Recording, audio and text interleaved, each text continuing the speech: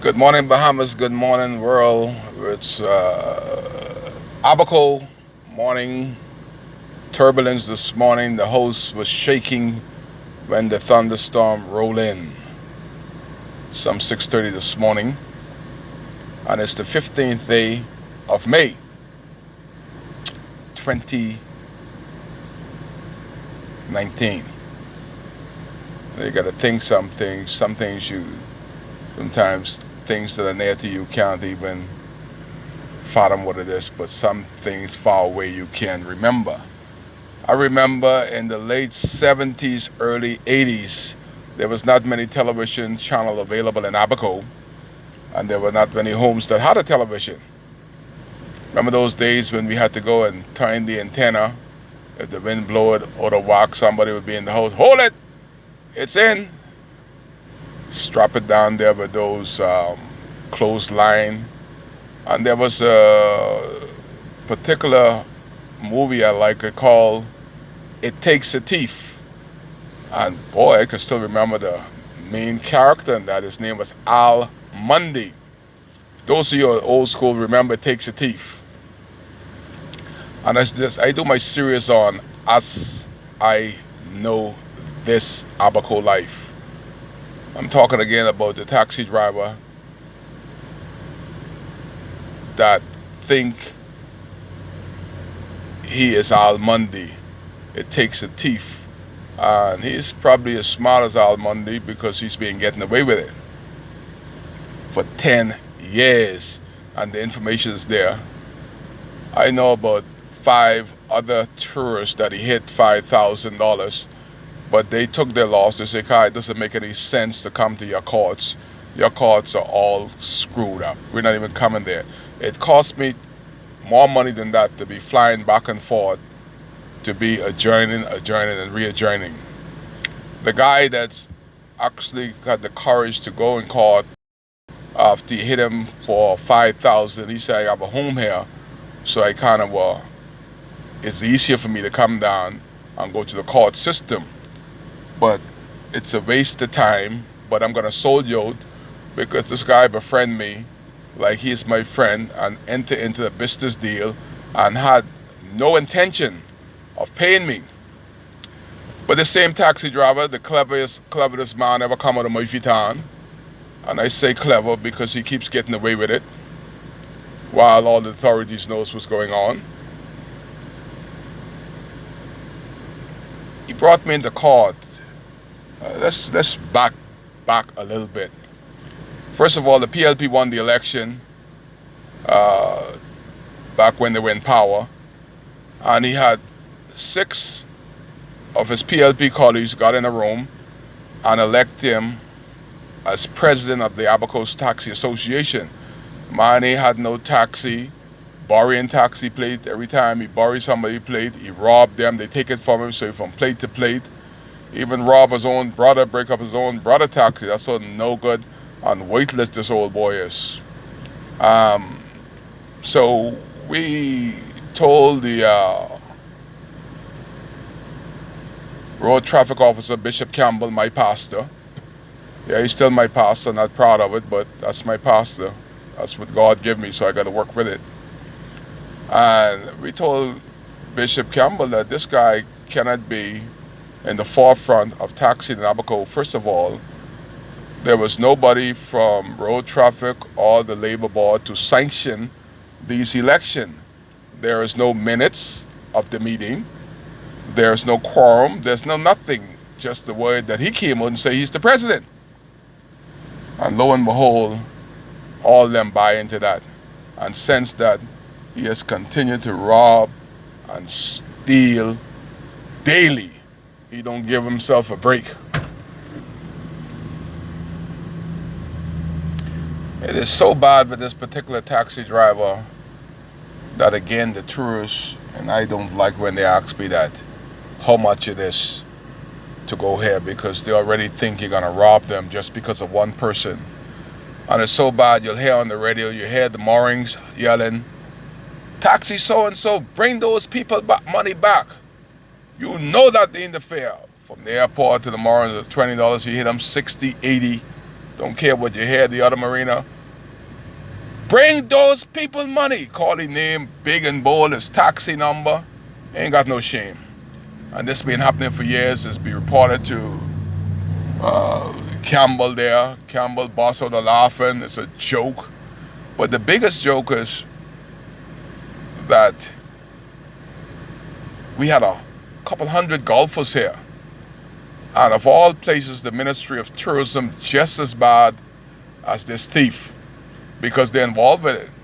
How come nobody, this boy sit down as a representative of the Taxi Association. He got a legal plate. He's the only one that got a plate, and the moratorium is closed for taxi and issue of taxi plate for years, but he got one during the PLP time, illegally. It should be taken away from him, but this government don't know what to do.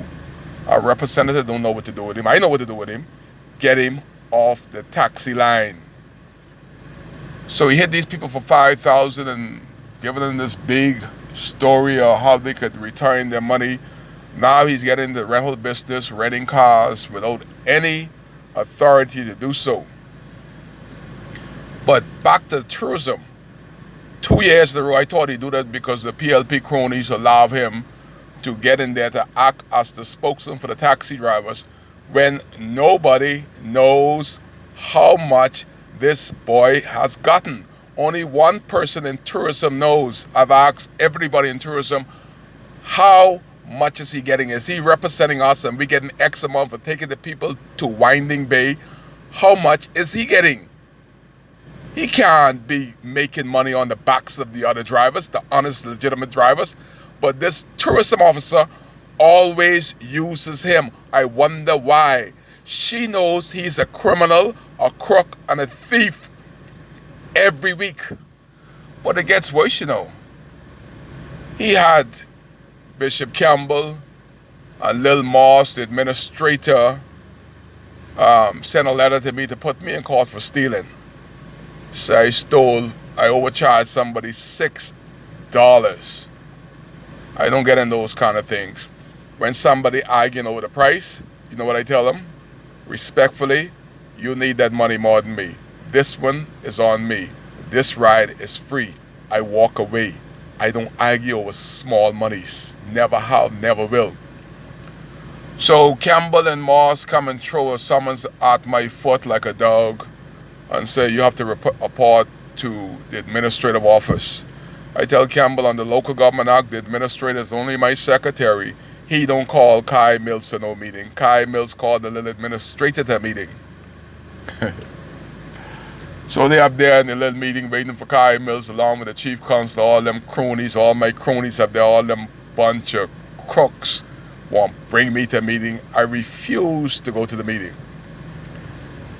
Well, the next day, I'm at Cherokee Air, and 4 police sergeants and Big Davy from Sandy Point come down there, say I'm under arrest.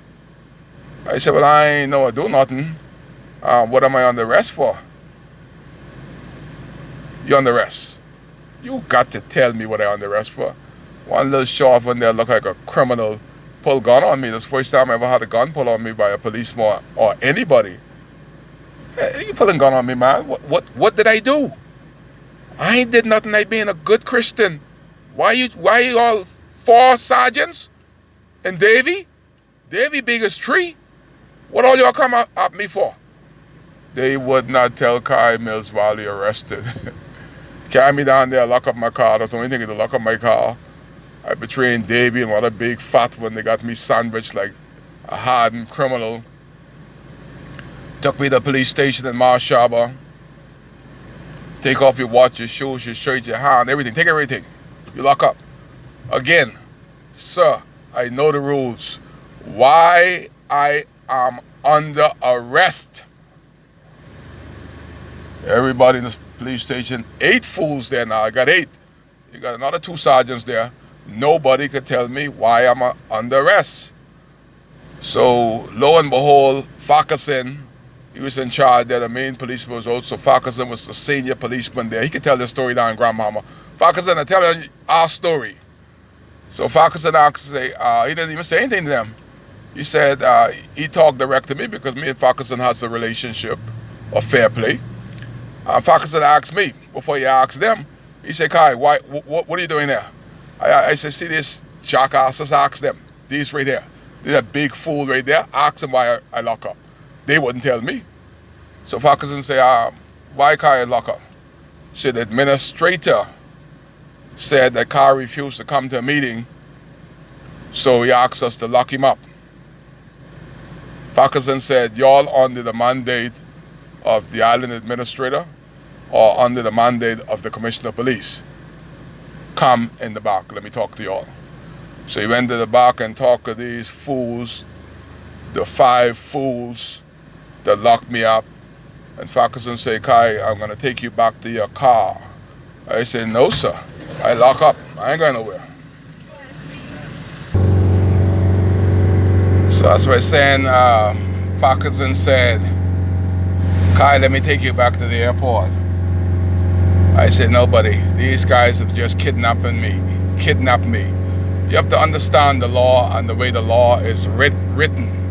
If any policeman detain you without any cause and move you from one spot to the next and can't find charges on you, a matter of fact, this is how fire they are. They should have done the investigation before you arrested Kai Mills. Do your investigation. Let somebody teach you some sense before you get yourself in trouble. You did your investigation, you would have known I broke no law. So Farquharson said, Kai, I want to take you back to the airport. I said, no, sir. I lock up. I ain't going no way. I can enjoy this lockup. This is the only time I enjoy lockup because I can sue everybody for kidnapping. And guess what? That is already in Supreme Court for kidnapping of Kai Mills. You all haven't heard that one before. Eh? I got so many on these guys because I know the law and I know the way the law is written. So he asked me, I said I need to call my attorney. I'm not going nowhere until I call my attorney. He said, where your phone? I said, that fool right there took it. Where's your shoes? The other fool that took it. Where's my watch? So I gave him the phone to Farquharson to speak to my attorney. When I came back, Farquharson scratched his head after he talked to my attorney. He scratched his head. I said, some heat just went on right there. I said, you're right in the midst of the heat because you have these policemen that are not trained. You imagine an administrator tell you to lock me up and you can lock me up by gunpoint and bring me to the station because I refuse to go to a meeting? This is what's going on in Abaco. And all this happened because of this same thieving taxi driver that calls himself the president of the Abaco Taxi Association, and Bishop Campbell and the rest of these untrained persons, Ministry of Tourism, know that as you crook, a main crook and a thief, and they are still letting him run wild in Abaco. That is how crime continues to flourish throughout the Bahamas, because people that has the authority to do so. Abaco has one road that you go down. We know all the crooks and the cronies. Only they're surviving because the police and the persons that has the authority to weed them out turn a blind eye. Maybe they're getting something on the back end. That is why this crook has continued to flourish for the past 10 years. Kai Case, I'm going to bring you all the story all week on the person that ought not be anyway in contact with any tourist throughout the world, more or less. Abaco, Kai Case, you're live on WCAY while I smoke out all the crooked cockroaches.